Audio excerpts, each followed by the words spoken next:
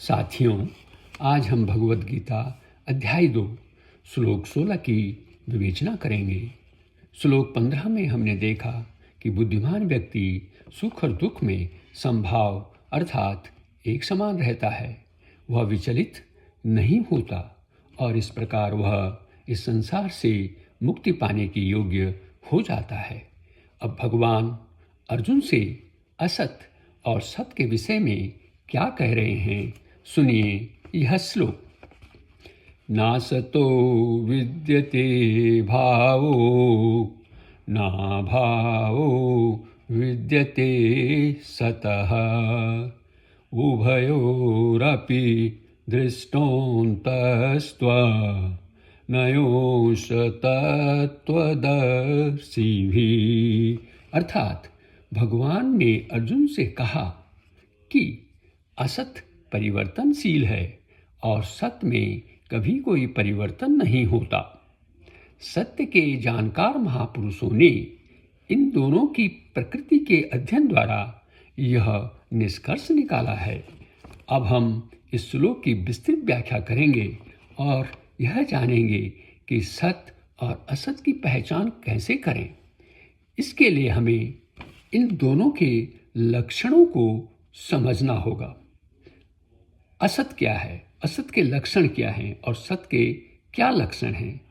असत का कोई अस्तित्व नहीं होता है, इसकी कोई एग्जिस्टेंस नहीं होती है और सत्य का अस्तित्व सदा बना रहता है।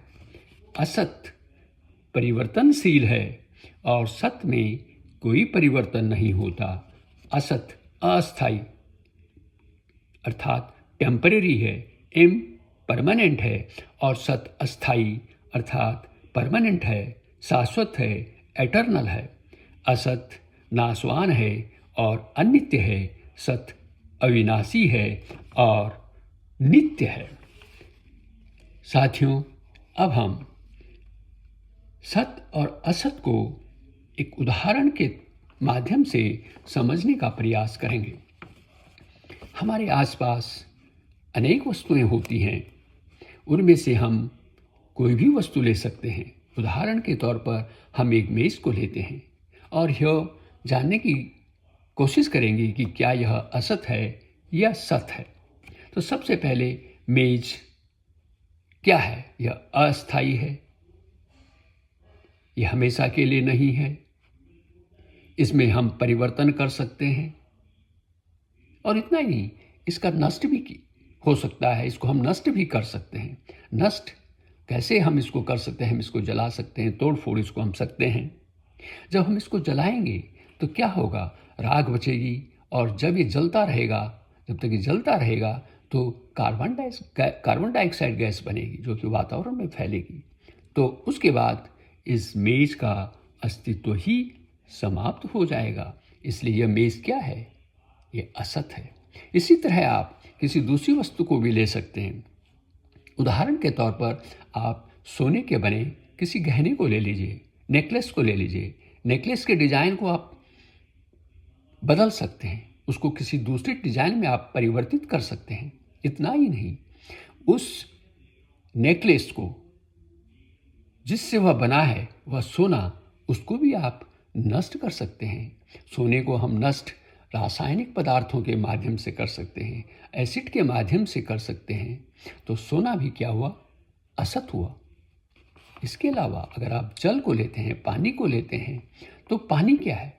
इसमें भी परिवर्तन किया जा सकता है। लेकिन अब इसको अगर हमें नष्ट करना है तो हम विद्युत की तरंगों के माध्यम से इसको ऑक्सीजन और हाइड्रोजन इस रूप में हम इसे बदल सकते हैं। तो जल भी जो है वो भी असत है। इस प्रकार हम कह सकते हैं कि सभी भौतिक पदार्थ जो इस संसार में उपलब्ध हैं वे असत हैं, लेकिन हम अपनी अज्ञानता के कारण असत को सत्य और सत्य को असत समझते हैं। अर्थात जो अनरियल है उसे रियल और जो रियल है उसे अनरियल समझते हैं और यही अज्ञानता हमारे दुखों और पीड़ाओं का कारण बनती है। साथियों, अब हम देह, और देही अर्थात शरीर और आत्मा के संबंध में जानेंगे कि कौन सत है और कौन असत है। पिछले श्लोकों में हमने जाना कि शरीर परिवर्तनशील है, इसमें क्षण प्रतिक्षण परिवर्तन होता रहता है। इसमें बाल्यावस्था से युवावस्था और फिर वृद्धावस्था आती है और अंत में शरीर मृत्यु को प्राप्त हो जाता है। आधुनिक विज्ञान भी स्वीकार करता है कि विभिन्न कोशिकाओं की क्रिया प्रतिक्रियाओं के द्वारा शरीर में परिवर्तन चेंजेस आते रहते हैं। इस प्रकार यह शरीर भी असत है, लेकिन इस शरीर में, इस स्थूल शरीर के परिवर्तन होने पर भी, इसके नष्ट हो जाने पर भी आत्मा का अस्तित्व ज्यों का त्यों बना रहता है। अर्थात आत्मा शाश्वत है, उसमें हम कोई परिवर्तन नहीं कर सकते हैं। यह तो भगवान का अंश है। भगवान सच्चिदानंद हैं, अर्थात भगवान नित्य हैं, सर्वज्ञ हैं और आनंद के महासागर हैं। यह आत्मा भी उसी सच्चिदानंद का अनुरूप है। इसमें भी अनुरूप में वही गुण हैं जो भगवान में हैं। हम आत्मा के अध्ययन से भगवान के स्वभाव को जान सकते हैं। आत्मा और भगवान सत हैं, शाश्वत हैं, लेकिन शरीर असत है। यह शरीर इस संसार का एक छोटा नमूना है। शरीर में परिवर्तन होने से हमें संसार के परिवर्तनों का अनुभव हो जाता है, इसलिए संसार भी असत है। साथियों, शरीर की मृत्यु तो निश्चित है और आत्मा की कभी मृत्यु नहीं होती है, वह तो शाश्वत है। इसलिए अर्जुन को शोक नहीं करना चाहिए।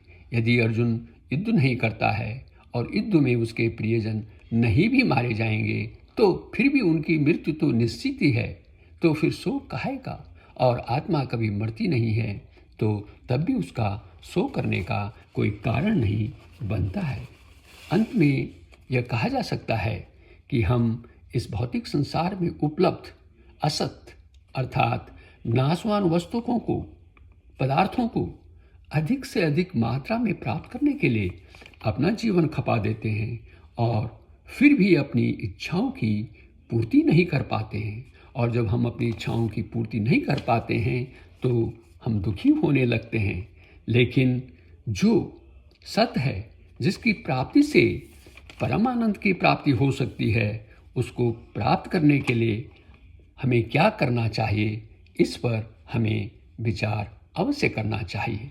आपको यह वीडियो अच्छा लगे तो इसे फॉरवर्ड करें, लाइक करें, सब्सक्राइब करें और इस पर कमेंट करना भी ना भूलें। वीडियो देखने के लिए आपका बहुत बहुत धन्यवाद।